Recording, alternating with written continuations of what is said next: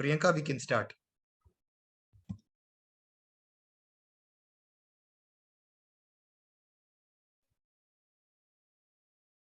A very good evening to all. I'm Priyanka, your host for this evening. We are here to launch the second book of poems by Ramachandran Rajasekharan. Ramachandran Rajasekharan is a finance professional with 4 decades of experience. He started writing poems only recently. He believes his poetry to be a hereditary gift from his parents. His first book of poems, Dewdrop and the Banyan Tree, was published in August 2021. It was well received by the readers. This book is already listed internationally on online platforms like Amazon. After the formal launch, we will have a 10-minute interactive session with the poet. Since the time is short, I request you to message the questions. We will start the function with a welcome address by poet's son, Govind Shekhar.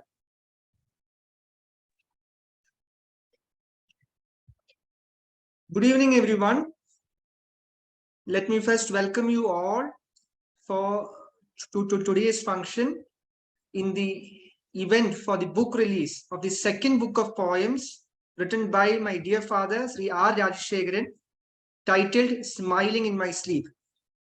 As his son, I would like to express my deep sense of gratitude for each one of you for having found the time and convenience to be with us virtually on a Sunday evening. Let me also express my deep sense of gratitude to Sri Venugopal C. Govind, to Srimati Susi B. Varghese, to Robin Selters, and to Sri N.S. Madhavan for having consented to be a part of this schedule today. Let me also express my thanks and gratitude to Sri Vivek Satyen and Srimati Priya Ragesh for all the cooperation extended in convening this meeting today. Thank you once again, everyone, and I would like to hand over control back to the Master of Ceremony. Thank you.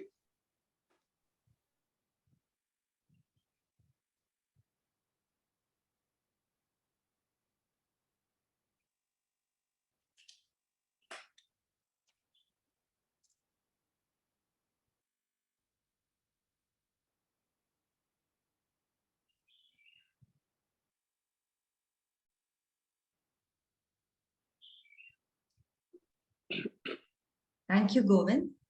It is time for the presidential address from Venugopal C. Govind. Sir is one of the most respected chartered accountants and finance professionals in India and a multifaceted personality. He was the youngest district governor of the then Rotary District of India, comprising of the Kerala, Tamil Nadu, and the entire Sri Lanka.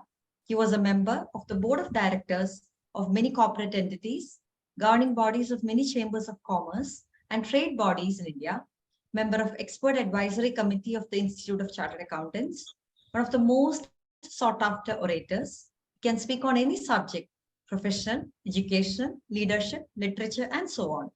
Currently, he is the chairman of Bharatiya Vidya Bhavan, Kochi Kendra.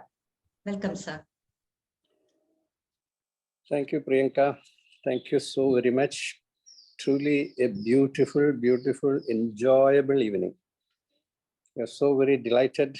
I should say on behalf of all of us, I find close to 80 people participating in this, joining in Rajasekharan's release of his second set of poems. My good friend, Sri Rajasekharan, the chief guest of this function is Mr. Selters, Robin Selters, based in Queensland, Australia. I do hope he's with us today, maybe joining us. On behalf of everyone, I do extend a very warm welcome to Mr. Robin Selters. We have a highly distinguished personality, an all-rounder in every respect, a great, highly respected civil servant, former civil servant, Sri N.S. Madhavan, who is more a literator, a towering personality in the field of Malayalam literature, known so well, highly decorated, rewarded in many ways. And he is an authority on practically all aspects of not just literature, but literature, politics, economics, administration, management, whatnot. We are so very privileged to have Mr. Madhavan to do us the honors of the book release. We also have Madam Susie Verghese with us. She is a former Chief Commissioner of Income Tax, Chief Principal Commissioner of Income Tax, very highly distinguished, qualified Madam Lady. We all have known her very closely. Highly respected, hugely respected tax official at a very high senior level of impeccable integrity and commendable service record. On behalf of all, I would also, as President, extend a very warm welcome to Madam Susie Verghese, and we have our young friend Govind Rajasekharan's son, who has already extended a welcome introduction to all of us. This book release is extremely important for the simple reason that with this book, Sri Rajasekharan has matured, blossomed himself into one of the highly noted, highly rated poets in this part of the world in English poetry. It's amazing. His journey into the poetic world has been simply amazing. He has been my partner for a long number of years, and I have known him. He's a very thoroughbred professional, a professional with great insight in all aspects of accounting profession, taxation auditing, forensic auditing, internal auditing, consulting work, business consulting, management consulting. Although he has been a doyen in the profession, continues to be, and I'm sure he has a form of many more years to go in the profession. Alongside with that, recently, as was announced 2 years ago, he took to the world of poetry. He was initially sending some of his poems to us, and it was a matter of delightful read for all of us. Then we found that he is not ordinary, beginner in the realm of poetry, but he has been writing beautiful poems. We have all enjoyed the depth and width and amplitude and the scope, coverage of practically everything he sees around in the world, and making them into beautiful, readable, enjoyable, delightful poetry. So that was how, as was mentioned more than a year ago, his first book of poetry, The Dew Drips and Banyan Tree, was released. That was a set of 50 nice poems. It touched the lives of all levels of human beings, the poorest of the poor, the ordinary people, the middle-level people, you see, the professionals, and everyone, of different hues, and the sensitive aspects as well. Their life was very beautifully covered in his poems. Several events in lives also, and the nature in its full blossom, as he saw that, as he went around and saw, and his memories, all were so beautifully brought in the first set of points, as was mentioned to you by Priyanka. That was hugely very well received and continues to be received, as I see from the reviews given by many leading poets all over the globe. He has got a whole bunch of several, probably hundreds of poets around the globe who have been enjoying his poetry to the hilt. Now he has come out with the second set of poems, 48 of them to be precise. He has brought them in. The first part deals with his memories. 9 poems, beautiful memories, lovely memories of his parents, of his grandparents, of his grandson experiences, and all, so touchingly covered in that. The title of this book, also Smiling in My Sleep, is a very emotionally absorbing, fine poem about the memories of his mother. When he speaks about his mother, the lovely days he had with us, the lullabies he sang for him, and how she brought him up, the days in her lap, and as he grew up, how she looked after him.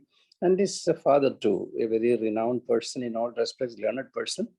We all knew him very well, but a very outstanding person at that, of impeccable integrity and also high qualities of head and heart.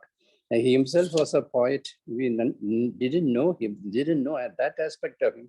Only after his Rajasekharan brought it out, he was a good poet with a lot of depth, imagination, power of expression. And Rajasekharan, obviously, mother was also a poet. Imbibed all those outstanding qualities of his parents, and he just took it like a fish in the water. He took to poetry, and he has been writing very, as I said, delightful poems. poetry is, always we all enjoy poetry. The importance of poetry is that once you read a poem, you just don't leave it at that. If you like a poem, several lines, you get it by heart. Many often you go on reading it again and again. His own poems, many often I have read it many times, some of his poems, because it stick with you. That is the beauty of poetry. That is why it is said that poems will leave with a new appreciation and a renewed love of poetry in the minds of all. It is also said that poetry is a vital truth, more vital truth than history itself. Poetry is a deal of joy and pain, of wonder, brought out of imagination, perceptions, ambitions, aspirations, feelings, empathy, kindness, compassion, whatever emotions come into your minds, you look at when the poet looks at that, even it's not like as we look at it, and he brings out. The poet brings it out as a beautiful poem. That's why William Wordsworth has said that poetry is a spontaneous overflow of powerful feelings. How important words are they? It takes its origin from emotion recollected in tranquility. This is the simple aspect of the poetry is magical. Undoubtedly, poetry is magical, and it transforms our own imagination. The poet writes from his point. Whenever a poem is written by a poet, he thinks he's writing it for himself. He's in his own world of poetry. He doesn't think of anyone else when he writes a poem. He writes for himself, but when it is released, the reader, the discerning readers believe that it is all, each one, the poem is written for each one of us. He has written the poem for us. It concerns us, it relates to us. With an unfathomable depth of emotions and all that, the poem reaches out to each one of us. That is why poetry is often called, poetry is a creation. It's a creation, original creation. No poem can be compared with any other poem. We have all, learned in our school days, William Wordsworth, William Blake, and Lord Byron, and Yeats, and Shelley, and Rudling, Kipling, all that we have read and enjoyed. Hughes, Eliot, all these poems have stuck with us for their own originality, creativity, absorbing capability, and all that. But every poet writes in his own different style, and each poem is different. Rajasekharan's poem is also like that. Each one depicts is different emotions. It invokes also that feelings. Whatever he has felt, it passed on to us when we enjoyed that poem. I'm sure N.S. Madhavan, as he introduces his book and reads the them, will touch upon all aspects of this new book. I will not touch upon that area, but still, as I have gone through the first part, the manuscript part of it, I was convinced that this is equally, if not is slightly better than the earlier one in terms of conveying the poet's ideas in very lucid language, and the expression, the power of his expression, it brings it out, the unimaginable depth of his own vision which has gone into the poetry, the depth of his thinking, his imagination, his perceptions, as I said, are all brought to bear so lively in these poems. I'm sure this book of poems, 9 plus, as I said, memories, first part, 9 poems and 39 poems. In the second part, which is life's experience. He's in a different world when he becomes philosophical. He's in a different world when he talks about his father, the days with his father, the last days of his father, the poem Death. Oh my God, you see, it relates to each one of us as if we are transported to those situations which he faced in our own lives also. That is how the identity is established by the poet in his own words with the lives of all of us. That is significance of poetry. And I must say, Rajasekharan has brought out beautiful, enjoyable, delightful poems of lasting value. And I'm sure these set of poems will also be received by all with equal amount of happiness, enjoyment, readable pleasure, and everything. And I wish his new set of poems, Smiling in My Sleep, about his mother. What beautiful poem it is. It has to be read several times to feel as if all of us feel that our own mother is with us in our own sleeps, consoling us, taking care of us, relieving all our stress and strains and pains from a divine world. The mother comes here and then makes the child, the son, smile in his sleep. What beautiful words they are. Anyway, let me wish on behalf of all of you huge success for this set of poems. Let me also pray Lord Almighty to give his pen strength, added strength to continue his journey into the world of sublime poetry. Thank you. Thank you very much. Thank you so much, sir, for those wonderful words. Our guest of honor, Ms. Robin Selters, is joining us from Australia. It is around 10:30 p.m. there. She is joining us at this late hour to suit our schedule. Her poetic ability to make life moments or heartfelt thoughts into magnificent written pictures is amazing. Her poems are excellent and provide us with exceptional reading experiences. We will now hear from our guest of honor.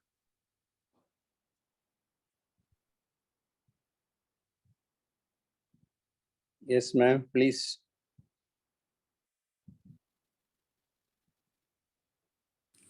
Raj, friends and guests. I am honoured to be asked by my friend Raj to speak on this important occasion of his book launch. I am but one of many who have had the privilege of enjoying his poetic works, and I'm humbled to be asked to contribute in celebration of the skill and achievement of this fine poet. I've come to deeply respect his ability to move a reader with his observations of life, relationships, society, and the natural world around us, and so much more. His insights are beautifully developed and enriched by a sense of the value and importance of having a spiritual outlook in life. From his opening lines, Raj invites us into a setting in a way that has us feeling we are right there with him, seeing the sights that he is viewing, hearing the sounds that he's noticing, and feeling the emotions that are stirred by the experience. We are drawn to marvel at the hues and tones in the colours of the surroundings, to picture the height and form and even the texture of the trees and the flowers in their brilliant array. Often it is being overseen by an interesting and iconic bird or two, perhaps in conversation in the tree that watches over a pond or stream under a dawn or dusk sky, or even a night's crescent moon. We come to learn what has moved Raj from his earliest years, when a village was yet unspoiled and life was simpler than it tends to be today. I've learned so much about India's cultural richness, especially that of Kerala. It is a unique area and fascinating, and what a rewarding experience seeing the world through the eyes and heart of one who loves his homeland so much. The metaphors Raj employs in his poetry are seamless and fitting. I find it refreshing that there is rare humility and lack of contrivance. It all unfolds naturally and honestly without pretense. We are treated to the gifts of his humanity, integrity and care toward other humans in unfortunate circumstances. With compassion and insight we come to see what it might feel like to be grappling with a station in life or situation we may ourselves not encounter. When Raj shares the struggles and challenges of those humans, we feel it. Yet he always seeks to consider a positive note, to touch on what may be possible. We come to appreciate all the good that life can bring, despite the clouds or rain that gather. We learn how to bring out the best in ourselves as we come to understand human behaviour with kindness and care. I'm in awe of the nuance and layers woven into his intelligent, creative works, poems that hold even deeper meaning, gems that may at first be apparent. And though they can be enjoyed at face value, it is worth pondering a while to realise the perceptions often being shared on a deeper level too. A real treat for many of us is to learn of his love for his precious family. Who of us has not enjoyed hearing of the hours spent as an attentive and wise grandfather, being led around by an active and understandably adored grandson, whose smartness and curiosity have him asking difficult and interesting questions Thankfully, the little boy is able to learn from the best. Clearly, family matters a great deal to Raj, and we're privileged to hear him reflect with discretion and care on the beauty of having an abiding love for one's mate, and how those tender emotions can grow and develop with the passing of the years into something even more beautiful. Raj honours the fine heritage bequeathed him by his parents and grandparents, who dearly loved the generations that came along, always teaching gently but powerfully by living their worthy values, principles that inhabit Raj to this day. They themselves were fine poets in their own right. What a wonderful literary and human treasure to experience in one's very own family. Raj, what more can I say? I wish you every success and blessing with today's book launch. Thank you for all that you are and for the joy of your beautiful poetry. Thank you. Thank you, ma'am, for those wonderful words. Thank you for the audio message.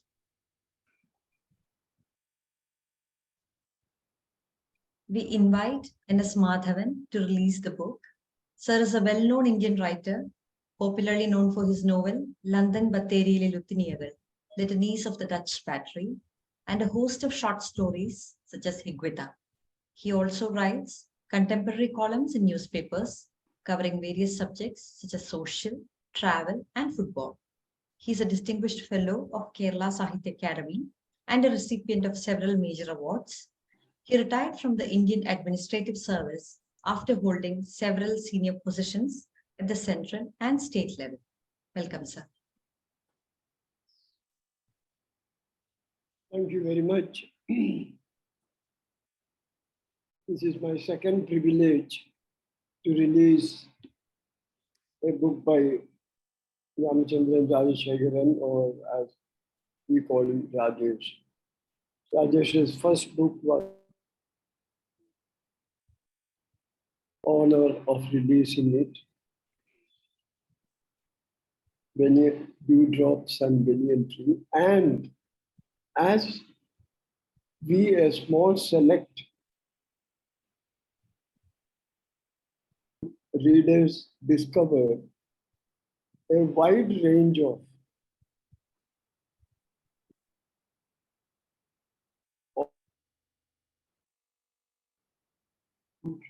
sales record.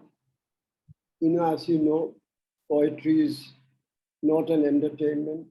It's when you decide to have a tryst with yourself, to contemplate, only on that moment, if, and it's a serious business, poetry reading, unlike say reading a newspaper or even a novel in the train. So when the reader has made that decision,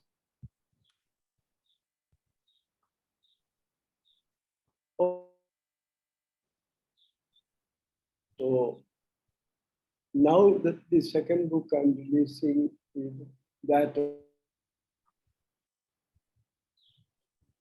as Venugopal Sir very secondly described this book,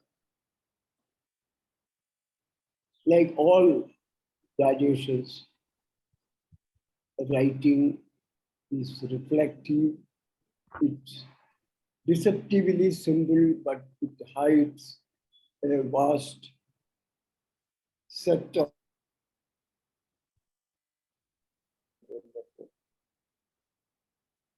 the title of the book, Smiling in My Sleep, is a wonderful poem about motherhood. You know, motherhood is a theme that comes in this poem very often. It's not even about his mother, but motherhood as a general theme. The love.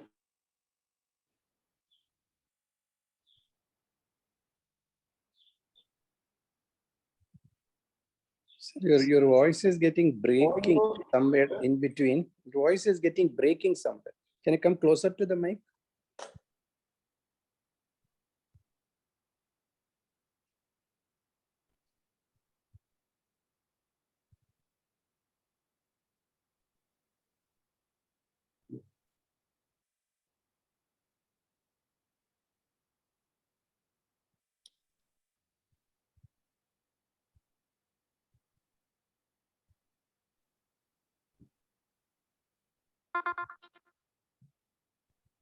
I'm just checking, is it audible?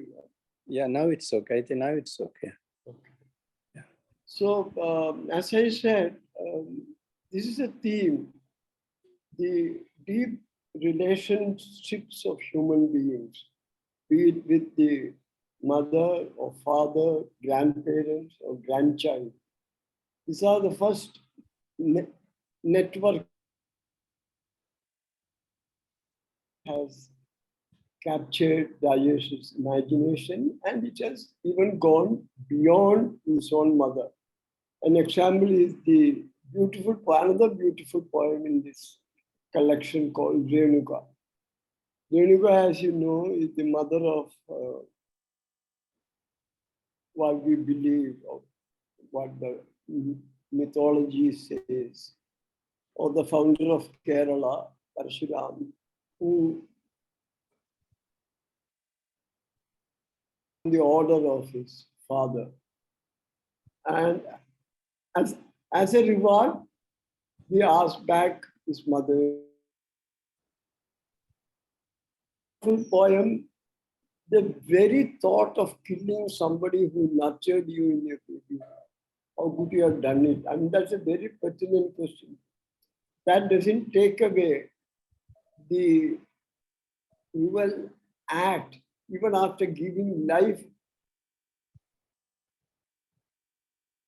But that doesn't take away the thought, the cruel thought, the denial of motherhood. And also in this poem called Renuka, which I like very much. Then finding happiness in little things.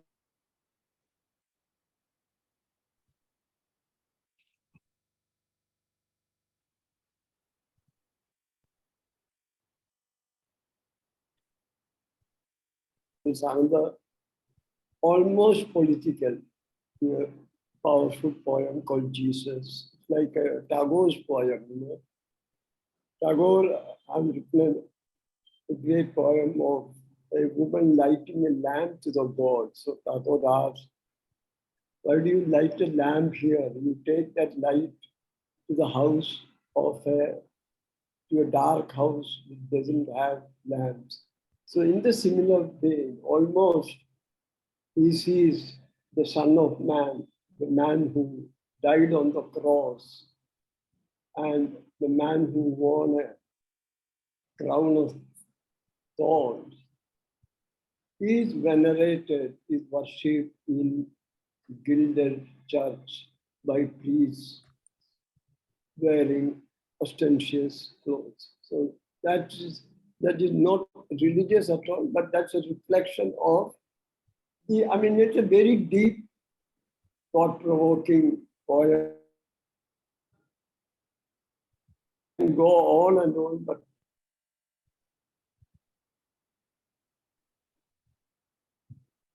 the lamentations of Gandhar, that's another powerful image which he has borrowed from Mahabharata, how a mother losing all her children cries in the war field. I mean, that has brought deep thoughts and has been expressed beautifully by Rajesh in his poem, Gandhar.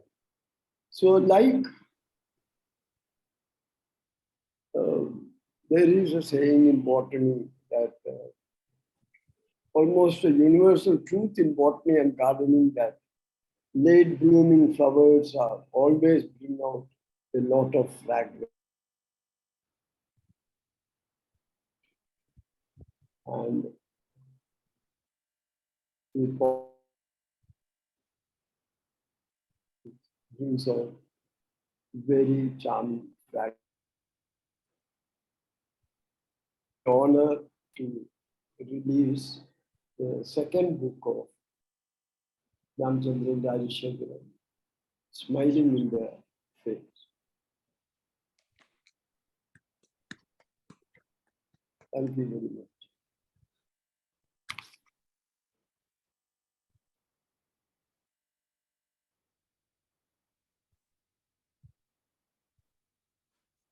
Yes.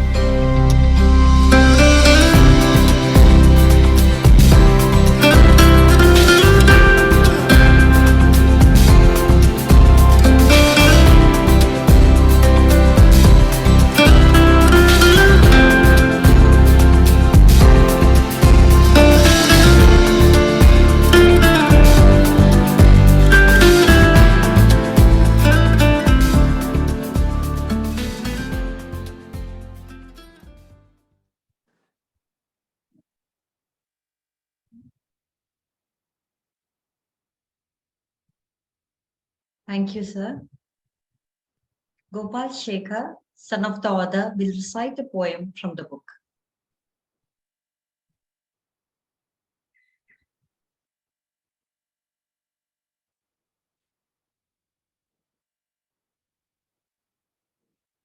Ran toward with tranquility. I saw blue backwaters and the towering coconut trees along the shore with green palm leaves. Canoes rowed across, casting nets in the shallow waters, and the deep sea fishing boats rowed towards ocean waves. In the evening, a motor-sized boat took me to the estuary. Lake wets the ocean as the sun sets on distant horizon, spraying the sky with vermilion hue. The boatman offered a glass of toddy with a pungent smell and fish curry, caught and cooked freshly. Refused the toddy, tasted the fish a little spicy, ran to with tranquility. Thank you, Gopal. Now we will hear from Susie B. Verghese. She is an avid reader who served in Indian Revenue Service. After a prolonged career, she retired as Chief Income Tax Commissioner. She is a literary enthusiast and a practicing lawyer. She will now join us from Kochi. Good evening, everyone. I'm indeed grateful initially first to Venugopal sir for his kind words. Coming from a person such as you, sir, I'm deeply honored and privileged. Thank you so much, sir. Thank you, madam. Thank you. Coming to our poet, Sri Ramachandran Rajasekharan. I have known him for close to 3 decades, for more than 30 years. More as a chartered accountant, dealing with numbers, but lately as a poet, writing beautiful lyrics. And I've had the privilege to read both his anthologies. The first one, Dewdrop and the Banyan Tree, and now the second one, which has just been released, Smiling in My Sleep. Rajasekharan, thank you for gifting me the second anthology. And I could read every poem, and it's such a delightful piece of work. Turning through the pages of this anthology, what struck me first was his deep dedication to his family. Above all, to his little prince Madhav, the king of his universe. What a beautiful expression, Madhav, the king of my universe. Now, I would say this little prince, Prince Madhav, is central to both the anthologies. The first one, Dewdrop and the Banyan Tree, as well as in the present work, Smiling in My Sleep. He's central to both the anthologies. Why do I say this? Because when you read both the anthologies together, one can trace the journey of the poet through the milestones crossed by his little prince. In Dewdrops and the Banyan Tree, little Madhav is the baby grandson, lying on his grandfather's lap, his Achacha's lap, smiling, squealing, or riding on his grandpa's shoulders like a mahout riding an elephant. The baby smiles, the baby squeals, fascinated by the flying birds, the fluttering butterflies, the hurrying squirrels, the colorful flowers. His little baby eyes exploring the surroundings, wide-eyed. Now, this is the poet at the start of his poetic journey as we see him in The Dewdrop and the Banyan Tree. Now, with his second anthology, Smiling in My Sleep, this little prince, Prince Madhav, is not an infant anymore. He has metamorphosed into that impatient little one who pulls, who grunts, who tugs, who snatches away his grandpa's spectacles, throws his books helter-skelter when entering his library, and also makes his grandpa taste the toast which he fried on his little toy fry pan. I would say that this is an apt metaphor for the poetic transition or for the poetic journey of Sri Ramachandran Rajasekharan. If the first anthology was an ode to the delightful sights and sounds of nature, to cherished memories, the second anthology, Smiling in My Sleep, marks the arrival of the poet at a very vantage point in his poetic career. A point crisscrossed with deep philosophical thought and realistic wisdom. Realistic wisdom, why? Because it's not a wisdom which is mysterious, but open and raw. Little Prince Madhav is no longer the baby on the lap of his achacha, but the one who creates mayhem in the library and who's adept at yelling out, he, ua, umba, which the poet tells that only he and this little prince can understand. Complex, right? Now, I would use this word complex for the second book of poems, which is divided into two parts. Part 1, memories. Part 2, life. From memories, which are at the back of the mind of the poet, he transits from the past to the current, which is life, from memories to life. And the titular poem, the first poem, Smiling in My Sleep, is a simple piece of work in very lucid, simple language, but I would say steeped in deep philosophical thought. The poet writes, the night is silent, yes. From the skies above, in the stillness of the night, I still hear your lullabies. He's sleeping, the poet is sleeping. But in that sleep, in that stillness, in the silence of the night, the lullabies come. And all say, it makes me smile. How thought-provoking and how profound. The lullabies can never ever shatter the silence of any night. It is a beautiful poem. It's a lullaby. It makes you sleep. It makes you smile. What more can one say to a mother's love? Now, through the entire anthology, when we read, there runs a thread of pathos, a thread of resigned acceptance, but not as the powerless, but as the powerful. From part 1 to part 2, he transits from memories to life. Memory is the past, life is in the present, as I earlier said. Now, if we look at the past, if we look at the memories, that first part, the poet writes of his delightful memories, especially of his parents and his grandparents, primarily his Amma and Acha. father and mother. Amma comes out as a symbol of the universal, unconditional, unfailing fountain of love.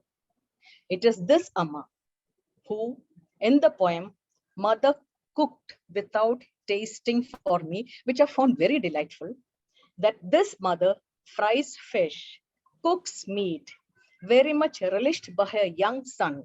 And the son writes, 100% vegetarian, mother cooked without tasting just for me. I have no words to describe the ocean of emotions welling up, which will well up in each one of us when reading these lyrics. Now coming to Acha, the poet writes, Acha is long gone. Now Acha comes across in this anthology as the one who behind his impish grin. When he writes about Acha, the poet is repeatedly talking about his impish grin. Now that impish grin hides his infinite wisdom. Reading the poems, actually, I am persuaded to think that it is this Acha's measured responses to his son's inquisitive questioning that has molded the poet Ramachandran Rajasekharan to a sensitive and an achingly responsible human being in his later years. In the poem, Hunger is Terrible, the poet recalls his visit to the circus along with his father, where overpowered by seeing the daredevil tactics of the acrobats, the child asks his father, Acha, why do they play with life? And Acha's response to his son, are you hungry? I repeat, are you hungry? Do we need to say anything more? Acha is a prominent leitmotif in the life of this poet. Yet, unlike Acha, who in the poem titled Death, aspired to spring from the ground to hear the call of the parrot once again when death takes him away, here, currently, this poet, Ramachandran Rajasekharan, who incidentally completed that piece of work, chooses not to see death as a romantic figure, but he sees the real face of death as an arctic turn, numbing the body like a stiff log. And he says, life to death and death to life, the cycle goes on like a circle. Here you have the raw wisdom of the poet. The psyche of this poet is troubled by what he observes in the world around him in life. When truth gets distorted by the intercessors, distances happen between the devotee and God. And so the poet asks, why this distance?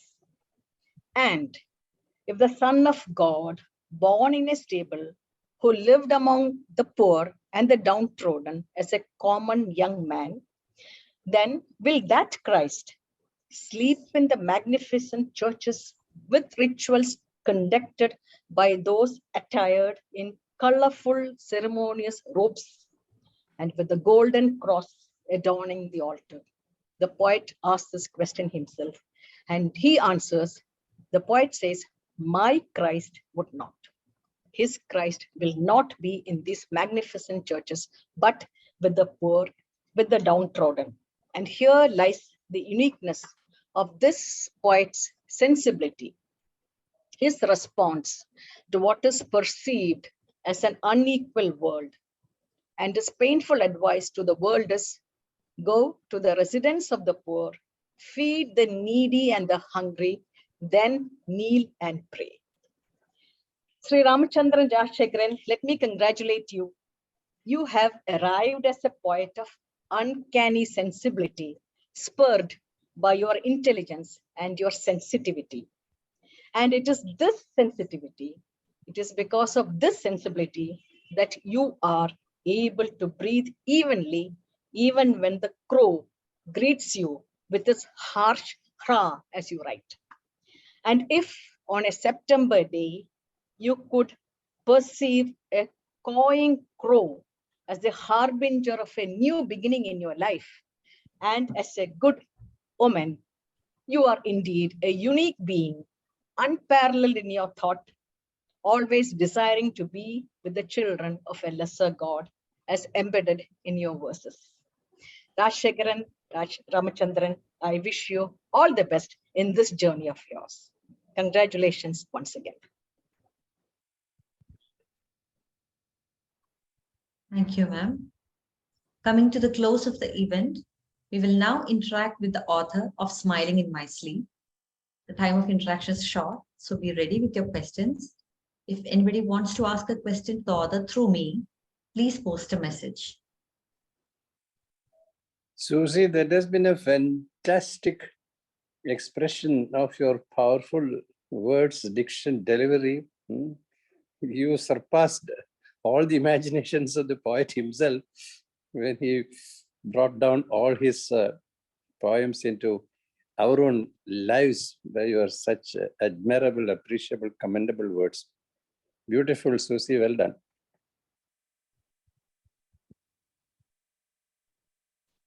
Thank you, sir.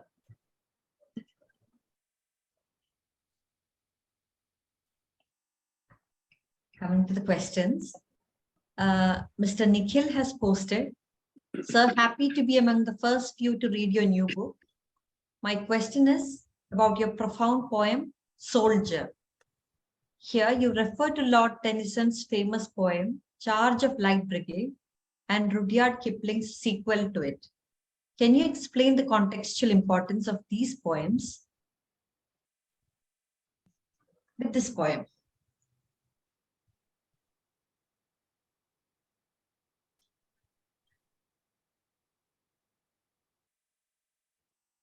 So over to Rajasekharan, sir.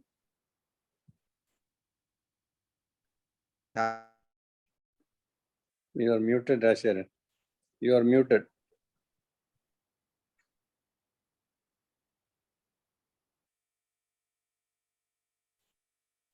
Can the admin please unmute him?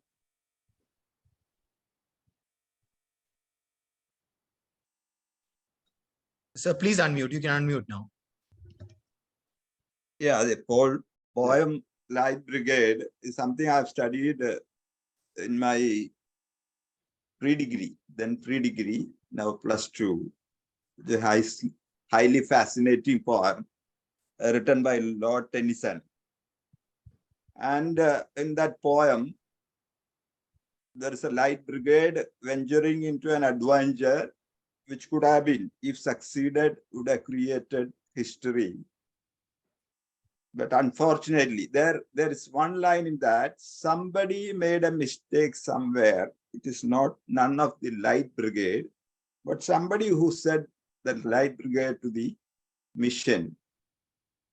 Now here, the light brigade of all those horsemen who went riding, only about 20 came back, because the rest were massacred. I'm always against war, because I believe war is something, a disgrace to humanity. And war can be enjoyed for all of us from the comfort of our living room, watching the television or getting patriotic about a lot of things. But the ordinary soldier, who is put to test at the war front, are unlike us. They are really facing war, as if a patient who is facing a surgery. There is no intent to kill or die, but you have to kill or die, and that's the rule of war. Nothing. You have to obey the commander and go ahead blindly. And this poem, Soldier, I write a situation of an ordinary soldier who go for a mission, didn't succeed, and was fated to die. And at the time of dying, you see the star. The star I have often used as a metaphor in many of my poems. But interestingly, Rudyard Kipling came up with a sequel to Charge of Light Brigade. After so many years, no, none to look after them, none to look after these heroes of Light Brigade, highly praised by Lord Tennyson.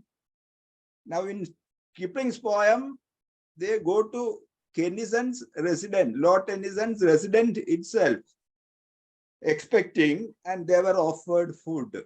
And they said that we have not come for food. And at the end of the poem, Kipling hard hitting lines. Oh, 30 million English, that big babble of England's might. Behold, there are 20 heroes who lack their food tonight. Our children's children are lisping to honor the charge they made. And we leave the streets of the workhouse, the charge of the Light Brigade. Now, that is something powerful, which conveys a thought against the war. That is why I refer to these poems, which are highly contrasting. The halo of a soldier lasts only for a while, and his family ultimately suffers.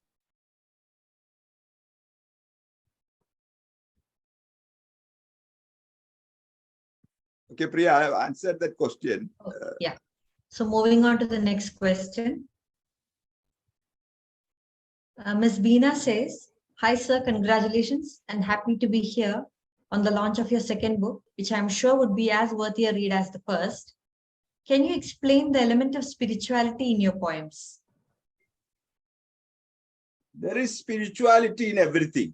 I'm a believer. I believe in God. And I believe there is an element of spirituality in all of us. When we interact, when we talk, when we read something, we behave to a person, smile to a person, the spirituality is there.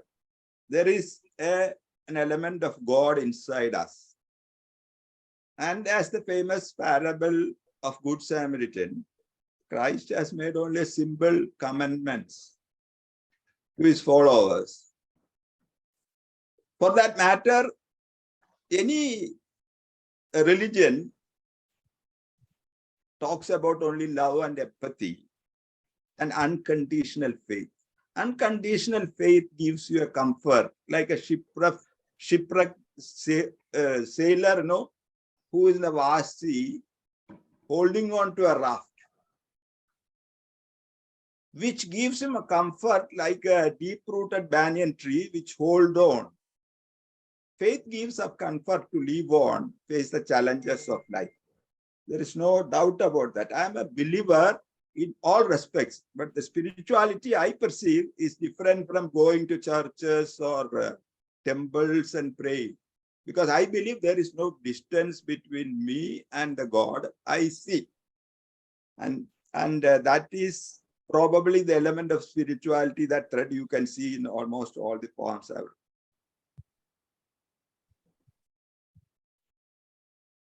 Okay, sir. So, Mr. Sarjan has asked, sir, understood you have entered into the world of poetry very late, that too after completing your 60th age. This amazing talent is believed to be hidden during this long period, probably maybe the reason of your financial professional background. Can I expect you redirect your focus from financial area to this world of poetry, and would like to have the inspiration behind it? The world of numbers have no relationship with the world of letters. World of numbers are connected with the world of letters or poetry somewhat, because everybody has a poet within his heart and head. I believe that profession has nothing to do with this. Profession have to demand certain amount of precision. It's not only a finance professional like me. A doctor or engineer needs to be precise at what he does. And what he's supposed to do, he has to deliver. That is something different. But a poet observes the world. The professional may also observe the world. So I don't think any balancing is required, because poetry cannot be written, or you can conclude your professional opinion fast. It requires considerable amount of thought going into. But then deciding on the issue of profession, I have found easier than penning the poems. Thank you. Sir, Mr. Joseph has asked, congratulations, sir, second book. Your poem Renulka from the book reads like a feminist poem. Would like to know what is your inspiration behind the poem? Much have been said about the poem Renulka. I don't think it's a feminist poem. There is nothing called feminist poem. Nobody is inferior or superior in this world. To say that, to say some class as inferior class or secondary people. Now coming to that, Khalil Gibran has written wonderfully that mother is the cornerstone of any family. For that matter, the cornerstone is a mother. And the moral question I have asked, not a feminist question, can a son slay mother? For whatever it is. These are all mythological things we have read. We don't know whether it's really happened or not. But in my field, even if my father asks me, I will not slay my mother. Absolutely. My father will never ask me for that matter because he is such a lovely person, so much profound, so much wise. He has brought up me with complete freedom, and we have lived like friends. And I have seen my familial atmosphere to be so congenial, so entertaining, so lovely, so charming, that I still continue to see in my own family now, especially my grandson. So there is nothing feminist in that, but then that is what I believe. Everybody should be like that. Okay, sir. So, Mr. Sethu Madhavan would like to ask you a question. Sethu Madhavan, sir, you can unmute yourself and ask question directly to sir. I'm a person who has been connected with Rajasekharan when he started his professional career as a chartered accountant. And now I'm very closely associated in the last few years when I can see that he is moving into a different life and career. I just wanted to ask you one question. I've seen many writers, when they start writing, they become too disturbed. And off late, I'm also started writing something. So I am having this challenge in myself when you write something very serious. What is your mental status once you write? And what happens post you write that? Are you mentally more and more happy, or are you mentally more and more disturbed? Thank you. Sethu, this question is interesting, but I write poetry for my own joy. There's nothing else. Poetry cannot be written, or I cannot perceive a plot and write a poem to that. It comes naturally. It comes, as something flowing out of your mind. And it comes only at such moments where something strikes you so profoundly, making an impression in you. And then probably editing may take little time, but the seed of poetry is born, and the joy of writing is like the joy of my profession to me. There is no, I don't distinguish between both. Both brings me happiness. The joy of writing is very, very, very important.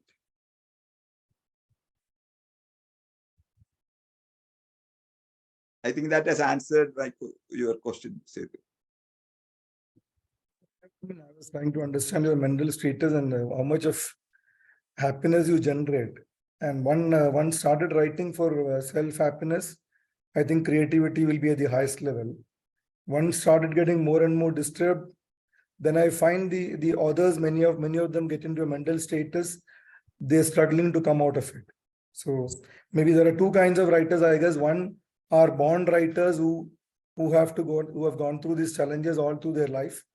And one are people like you who have at some point of time moving into writing, maybe all along you kept these feelings inside, and now one by one it is coming out.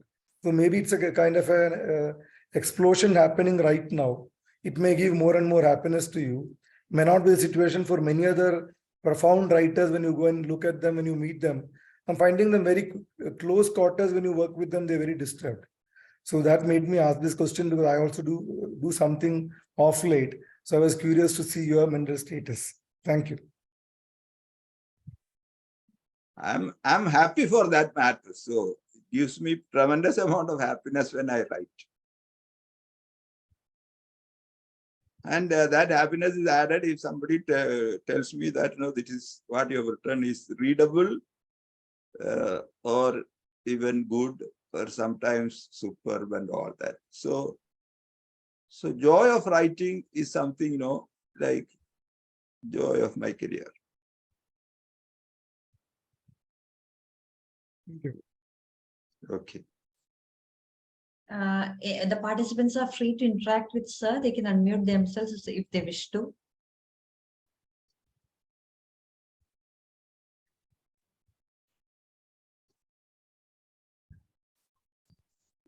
I think Srinath has asked a question. Yeah, okay, Mr. Srinath has posted.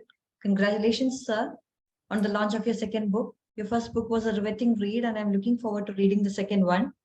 Would like to know which would be your favorite poem from Smiling in My Sleep. To me, all my poems are my favorite poems. I don't like to pick and choose one poem, say that it is. When I write in that context, every poem is a favorite poem. And I don't reread to reassess, or re-rank them in any order.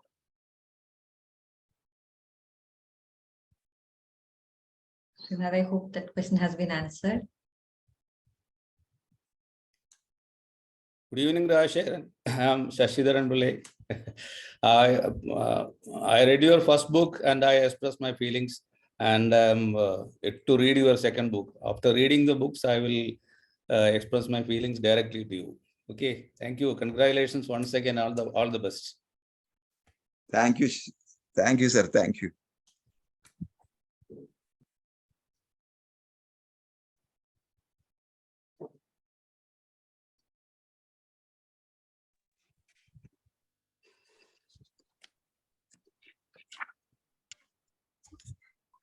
Rajasekharan, one question I have for you. The poem, "The Mind Flows Like a River," is, absolutely enjoyable. But who is the mate in that? Sir, that is the question. It often changes, situationally. Okay. That sometimes, you see, it's an intensely personal poem. That way, the mate and two people lying in the same room follows two different streams of thought. One is quite optimistic about tomorrow. The other one is quite pessimistic. It often changes. Because human being so sometimes you get anxious, sometimes your mate get anxious. Okay. So it depends. All right, thank you.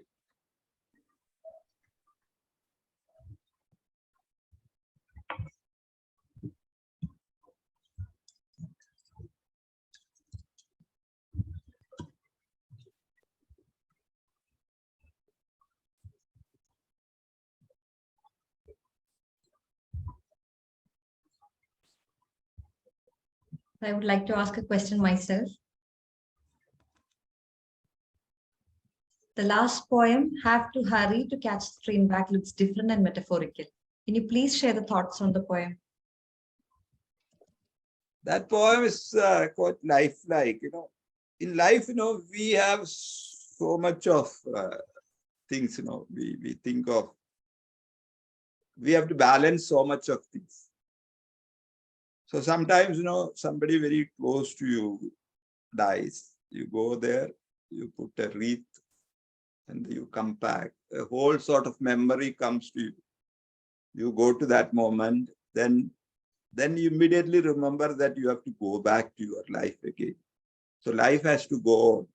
So train here is a metaphorical concept, and I have to always hurry to catch the train. I cannot afford to miss the train. That is the thought behind that. It's a very layered poem in that sense, though it's very simply written. The layer is that, whatever be, if I have to sign up a balance sheet tomorrow, whatever be the situation, I have to go back to that. That way, nothing can prevent me from that. I remember an occasion where I had a sort of illness. But then the thought of, something connected to my profession was always at the back of my mind. And I was more thinking about that. That gave me more tension probably at that time. But then remember that you have a train to catch. And that train is life. It may halt at some place. You cannot run in the train. It will not reach you earlier or late. But I have to always catch the train. I cannot miss. I have to always hurry to catch the train. Thank you so much, sir, for those insightful words.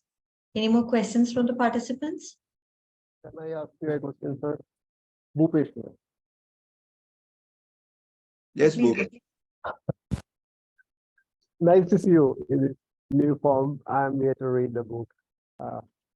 If you take all type of professions or commercial activities, numbers are the extreme edge of business method. It's rigid. 2 + 2 has to be 4. You don't have any deviation. And how you emotionally at heart, I'm not talking about changing the hat, how you toggle between at heart being a poet, which is the extreme of creativity. See, you could be writing books, that's an extreme, but this is many yards further from creating a book or something. So it's too extreme, sort of. In numbers, you don't have empathy. Poetry, you need to have empathy at the highest level. So there are so many extremes in this. So how you emotionally, I'm trying to find out how you practically do it. Tell me as if I'm doing how I do it. So that's what I'm seeking. Maybe something similar to this is already asked, but it's very personal. If I'm trying to do it, how will I do it? I have a very befitting example before me, but how he has balanced various things. I watched him from close quarters. The numbers itself is a lovely thing. It's deeply layered, it's metaphorical, and you have to decode the numbers. It requires so much of expertise. Poetry, I don't think requires that much of skill. Poetry has to just flow like that. But numbers, you have to look at numbers and numbers. When I started my career as an article, that's an article student, the first assignment was given to add up numbers. I have an esteemed guru, Prabharan sir, when I using computer, the calculator first said that, don't use that, put that aside. No, because going through numbers, you get certain amount of familiarity with the world of numbers. And watching the world, you get sort of familiarity with the world as it is.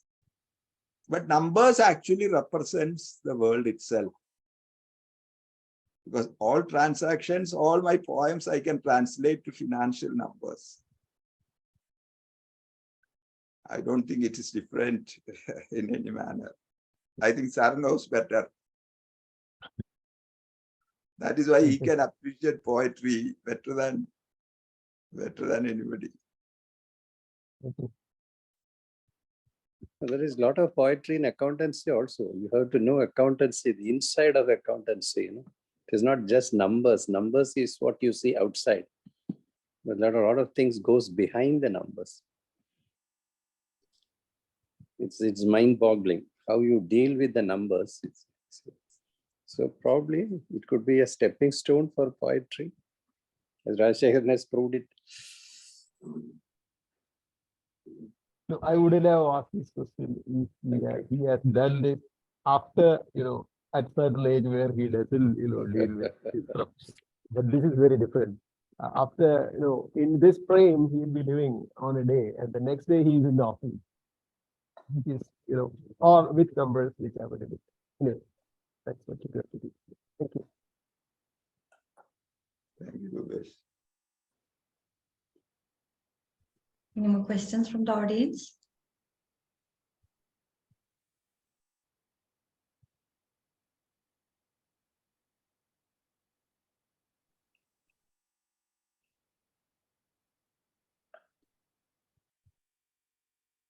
So shall we conclude the session then? Yeah, please, you can.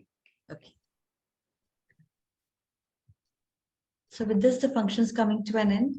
We request you all to read the book, which is now available in Amazon internationally and in all e-platforms in India. I thank all the guests who spent their precious time in making this evening a memorable one. Signing off and wishing you all a great evening. Thank you. Good, Priyanka. Very well compared. Well done. Great. Good, Rajasekharan. Heartiest congratulations. Best wishes. Let the third one come pretty soon. Sooner. God bless. Thank you, sir. Thank you.